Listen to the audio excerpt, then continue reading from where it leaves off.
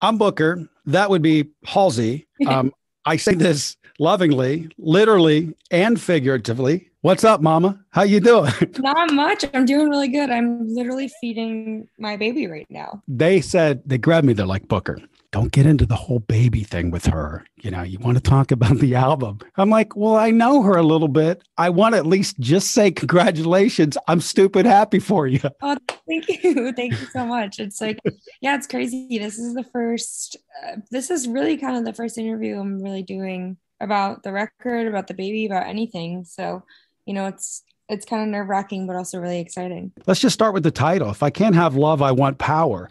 Break that down. It's interesting. It kind of came to me in a time where I don't know, during the pandemic, I think that all of us felt kind of lonely, you know what I mean? And I was like giving up on interpersonal relationships. And I was like, okay, well, I guess like if I can't make this work, I can put all of myself into my art and all of myself into my work. And then maybe if I become powerful or have all the material things that I thought I wanted and professional accolades, that will, fill that hole in me of interpersonal relationships. And then as, irony would have it, I come to that conclusion and then immediately fall in love and start a family. So, the universe is like that. Life's funny, isn't it? Let's dive into this thing. I love how the very first three notes of the record are basically a nod to Nine Inch Nails. It's almost hurt. Yes. And working with Trent and Atticus, how did this come about? Did you flip out when it was a yes that they're doing this? Was it their idea? Tell me everything. I still kind of feel like I'm being like punked, like all this is a joke. It didn't seem real until the record came out, to be honest. I had started the album and I had a collection of demos, and I've been a huge fan of Trent Atticus for a very long time. And somebody at my label was like, what if we pass this collection of demos along to them? And I was like, okay, all right. Like, literally, don't even waste your time. And also, please don't embarrass me by making them have to hear this. And they were like, no, no, no, we should try it. And I was like, all right. I mean, honestly, if there was ever a record that would be right for them, it would be this one, just given the subject matter and kind of like, I don't know. Once it got to them, first of all, they immediately said yes. I originally only wanted them to do a couple songs, not because I didn't want them to do the rest, but because I didn't think they would want to. Mm-hmm. And they're like, if we're going to do this, we're going to commit to this as a whole project. We want to do the whole album. And I was like, yeah, okay. Sure. And I think it was really funny because they had some apprehension on their side, sending me mock-ups of new songs and like reimaginations and stuff like that, being like, is this too risky? Is this too weird? Is this too intense? I think both of us kind of spent the beginning stages feeling each other out, like me being like, are they really going to do this? And I'm being like, is she really going to do this? Like, let us do this, or does she want a pop record? How much of a risk is she willing to take? And I kind of came back at them being like, let's go, baby. No drums for the first 8 minutes of the album. I'm down. Just like that. Yeah, it was really crazy. Did you ever get to spend some face to face, or was this done mostly in pandemic, or did you guys hash this out in a studio? Yeah, we ended up getting some face to face time when we were doing kind of like for the finalization of the production and the mixing stuff, kind of like playing mixes and playing production. And honestly, mostly just us sitting around and them giving me parenting advice. It was really crazy to be in a studio, very pregnant, sitting in front of Trent Atticus, talking about their Oscar nominations and all this Sure. kind of thing. There's a lot of moments where I was kind of like, is this really happening to me? And I was trying to be cool, obviously. Yeah. I think I made Trent laugh like a couple times, and I was like, yeah, I can die now. I interviewed him once, and it was by a pool, and I did the same thing. I made him laugh, and I was like, I could die now. Yeah. I could literally I'm cool. Yeah. How much do you think the album changed with those two behind it? Were the demos drastically different? If you look at a song like, let's say, Honey, was it much more slick? Kind of break that down a little bit. Oh, for sure. I mean, I think they kind of were like Honey is a great example, actually, because they really took that one and made it way more organic one of the things that they did that was a huge change and a huge turn of events was like the introduction of live instruments, like on the album, just because so much of my music previously had been programmed. You know what I mean? So it's really cool to hear like Dave Grohl drums on Honey and know that they like weren't quantized or like overly produced. Like it's not like there's not MIDI instruments. Like these are like real human beings putting like an artistic touch and adding something really organic, which is like you want a record that feels human when you're making a record that's about making a human.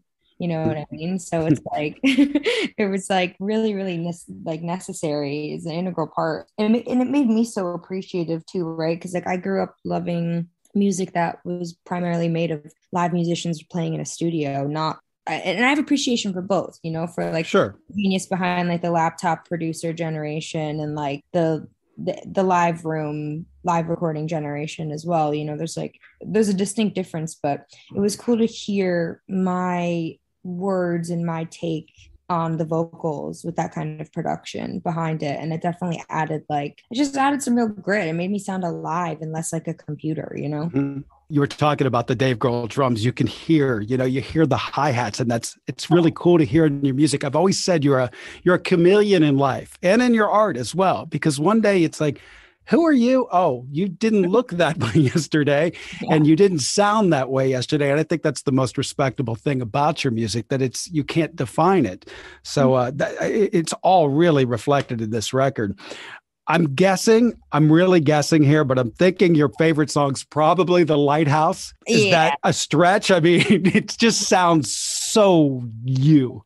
I mean, it's a classic Halsey song to me because it's like a real storytelling record where it's like once upon a time, and then at the end you're like, and then everybody died. You know what I mean? It's like, and also it was really cool because I convinced Trent to get on that one and sing, which was really exciting. So when I was layering my vocals over him and like doing that duet, that kind of like call and response duetted vocal, I was like, wow, like so cool.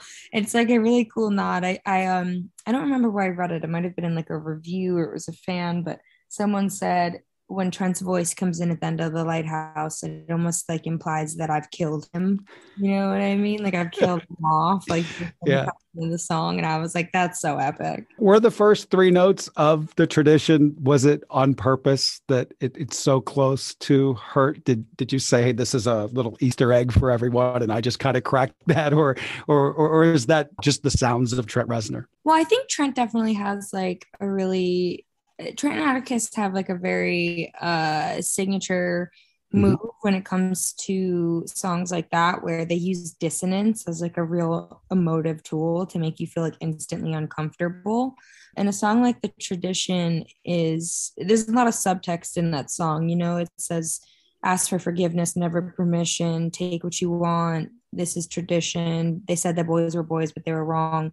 There's subtext in that song about like sexual assault and like being a woman and like, all these like subject matters that are kind of supposed to make you feel really uncomfortable. And I think they heard that in the songwriting immediately. And they were like, cool, mostly when you start an album, the intro track is meant to make people think, oh, this is a safe place. Like sit down and buckle up and enjoy this nice ride. This is going to be pleasant. And they flipped it on its head and did the opposite, which was like, sit down and get ready to be uncomfortable, which, I love that about them. It's so cool. And only they can really do it the way that they do. Well, I do want to mention, darling, your favorite would be The Lighthouse. I'm a pop guy at heart. It's got such lovingness to it. I don't know what it is. There's something that really grabs me on that. What does it mean to you? How does it make you feel? Well, I mean, Lindsay Buckingham on the guitar definitely adds a certain layer of. I think he knows what he's doing. Yeah, I mean, he's incredible in the sense that his guitar is like a person. It's like a voice where like you hear him play and like it might as well be someone singing. Like you can just tell it's him. So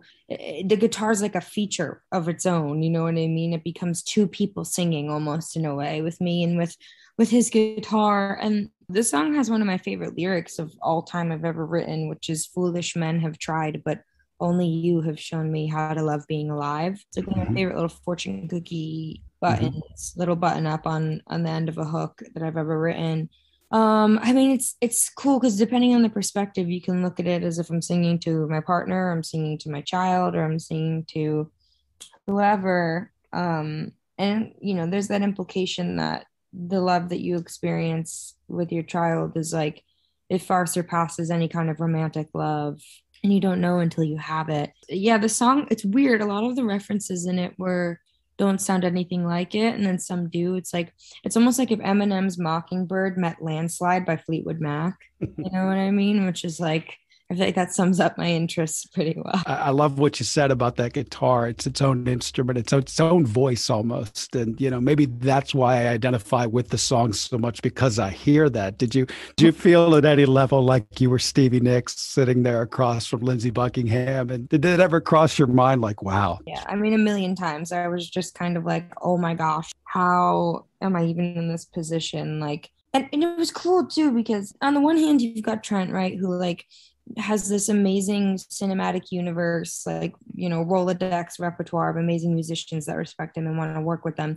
But at the end of the day, they all had to like my song too and want to be a part of it. And like that was really like motivating for me in the writing process, which was like all of these like legends have an interest and like feel like they have something to offer or contribute to my little brainchild. But the cool thing about all of these legends to me, they've all never stopped. They never said, hey, this is what we did and we're done doing that. They've all said, let's keep trying to evolve. And, that's kind of your career as well. You just probably sat right at the table with them, no problem, right? Well, I think that the one thing all of us had in common for sure, if anything, not to compare myself in any way to any of these iconic musicians, but like, is the fact that we could all jump in a room and someone could be playing anything and we could find a way to make it interesting to us or find a way to relate to it. It's like you're not restricted to one sound or one genre or one thing. Like when you love music as a sport or as a language or as a hobby, like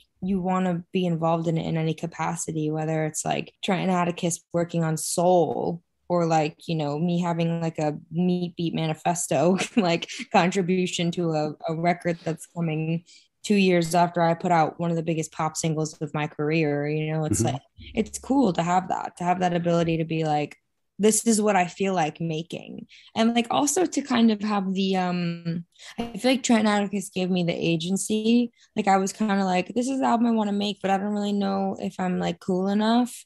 And they were like, yeah, you are. Let's do it. Stop worrying about that. Don't worry about Yeah, dude, I think you need to mellow out on that thought. We all feel real uncool around you. So just so you know. I'm the biggest nerd ever, though. So there's no reason for that. Okay, one more question. I guess it's the official radio single. You asked for this. Why that one to lead? Is that a label decision? Tell me about that. It was one of my favorite records immediately, and I really wanted to go with it as the single. And there's definitely some people who were like, really, that one? And I was just like, because we have I'm Not a Woman, I'm a God also, which is, I think, maybe doing its thing at pop. I'm not sure. But for me, You Asked for This has that kind of like no doubt sound, that like I love like Wolf Alice is like my favorite band ever. And like, I really wanted to do something that kind of had that shoegazy, My Bloody Valentine kind of vibe. And and it takes this kind of like weird dark turn at the end. But for me, like content wise, it really sums up the sentiment of the whole record, which is like, I have everything that I wanted now with like the family, but it's also like, oh my gosh, I have to be a grown up. That's so crazy. Like, do I still get to do all the fun stuff I want to do? Like, do I have to be responsible all the time? And like kind of making peace with like both parts of your identity, which is like, yes, you have to be a grown up now, but it doesn't mean you have to entirely lose who you are. Is every first minute, every morning,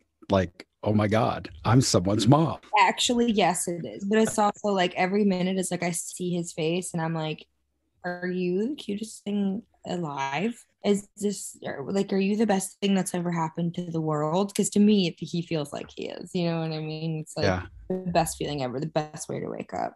I'm happy for you. You sound happy, and I thank you for the time. And, I'm always rooting for you. And I hope this was painless. And we can't wait to hear more from you. Have you planned any sort of tour or anything like that yet? Maybe. I feel like these songs can't go without being played live. I feel like I owe it to them. What's going to be the one to play live in your mind? Your first thing you want to hear yourself do live?